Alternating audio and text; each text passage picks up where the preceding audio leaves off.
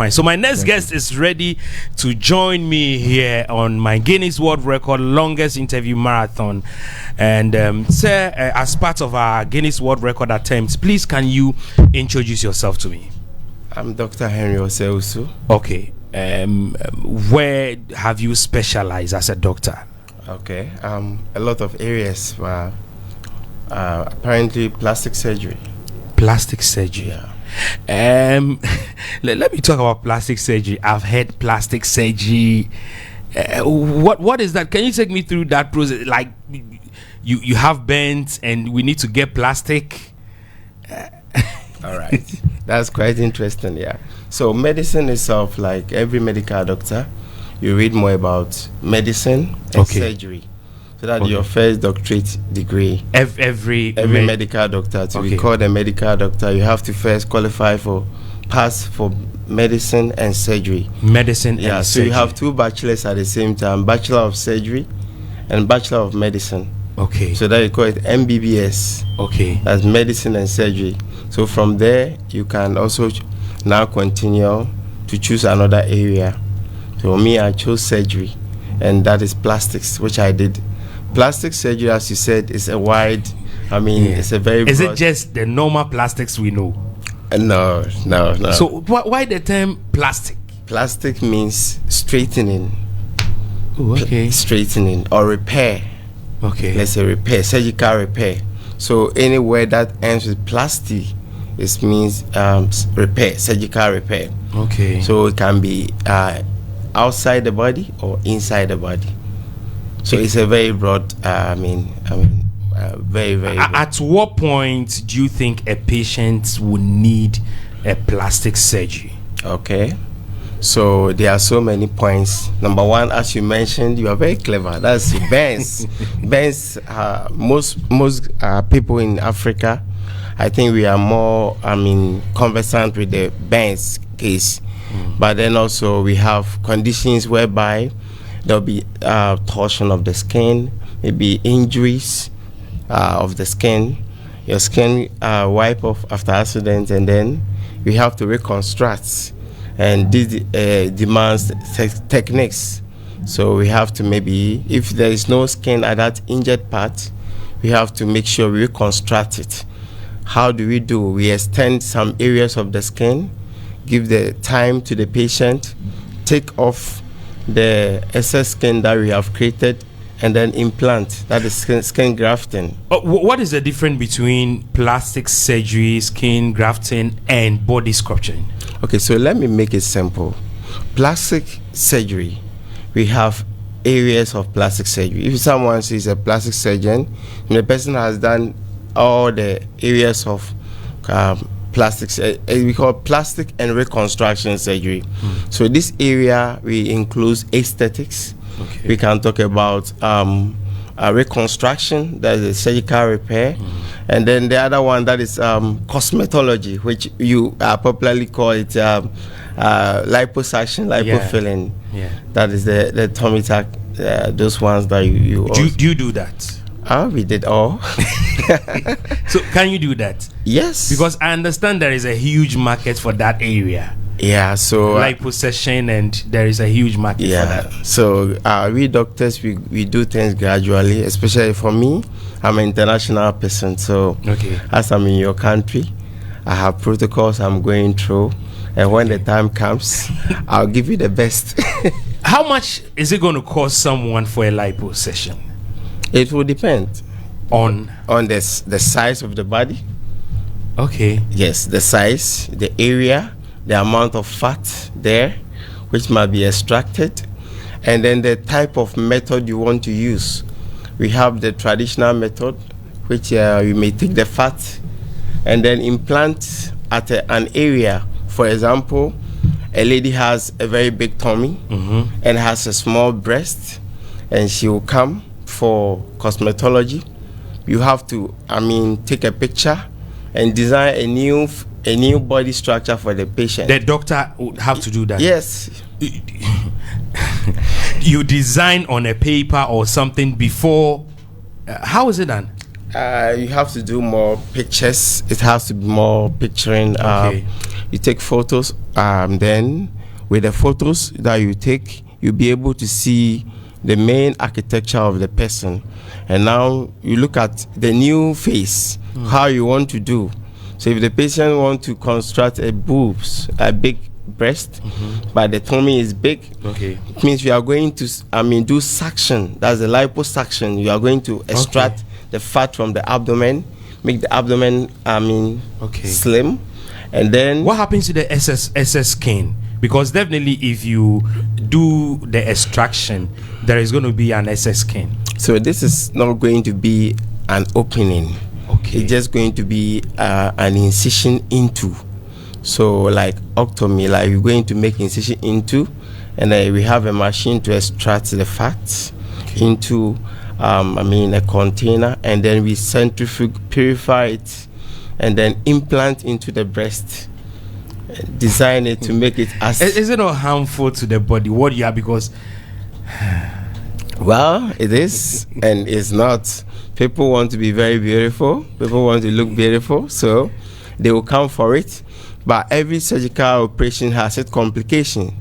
So you can't just do operation without telling the patient about the complications of the after the surgery. Some of the complications are, especially if you use the orthodox method, that is the autologous plant transplantation, there will be fat resorption. Maybe within some 6-7 months, the person will see the boobs reducing in size. So it means that the person has to come back again, and you have to keep doing it. But there's an advanced method now, which I think maybe very soon you see that in Ghana. Yeah, I heard if you go through liposuction and all these, quarterly you need to be going back to the hospital again. Is it true? That's true. If you only go by the, like I said, now we have newer methods. I have learned the old one, and I know the newer method. The old one is fat resorption is very fast within the first quarter of the year, as you said. But the new one, where we are going to extract some growth factors from the fat, that's the lipocytes, which you implant, or those stem cells which you implant, will take time for fat resorption. The old one, the side effects outweighs the benefit. The patient can experience gangrene and almost sometimes a lot of infection at the site of suction. Can someone lose his or her life through liposuction? Is it possible? Yes, if the doctor is not a qualified person who can do really well. That's number one. Number two, if the patient condition is not good for surgery, like immunocompromised patient whose immunity is not good, and the patient who is anemic, most conditions. It means that you do series of tests before you are able to settle on, and I want to do this for you. Perfectly. So it doesn't matter how much the person is going to pay. Yes. You need to do certain things before. Yes. You have to follow the protocol. That is the pre-operative assessment. Before you do any operation, you have to do pre-operative assessment. And the pre-operative assessment includes we have to know the blood level. You have to know whether there is any comorbid conditions like diabetes, hypertension, asthma. All these are factors that's going to distract your operation. You have to assess the patient very well and rule out all these conditions before you start. And if the patient passed through everything, then you are going to go through some steps. Especially anxiety is number one. Some of them are anxious. They feel like they are going to die, so you have to psych their mind. Is it painful? No, because you have to use local anesthetics. Anesthetics are all over. They are drugs to. Oral. Yeah. Oh, okay. So it's no. You are not going to feel the pain through the procedure. No, not at all. How many sessions? How long do you admit one patient for? If the person is, you go through, you do your series of tests, anemic, diabetes, high blood pressure, you do all those things, and the person is cleared to go through. How many sessions? Is it just a session and you are through to go? No. Basically, you have to even give the patient by a week for everything. A week? Yes. Some patients even have regurgitation of acid reflux. If you are going to go by general anesthesia, you have to be very careful because your intubation will also have an issue. So you have to know more. You are preventing aspirating pneumonia, you are preventing some conditions, you're making the patient okay, and you know that the patient blood and everything is restored before you start the operation.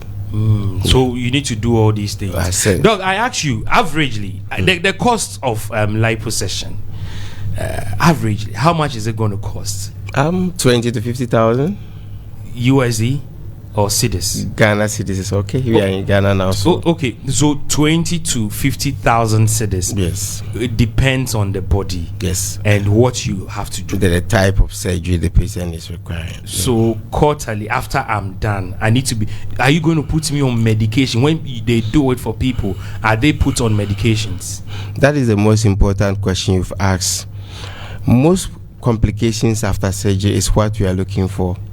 Most people, after doing the surgery, everything is successful, but some doctors refuse to take care of these patients. These people must always come for review. Yeah, so I mean with lipo, yes, do you put them on medication? Yes. For the rest of their lives? Not at all, just for that period of time, and after the surgery, make sure there is no infection.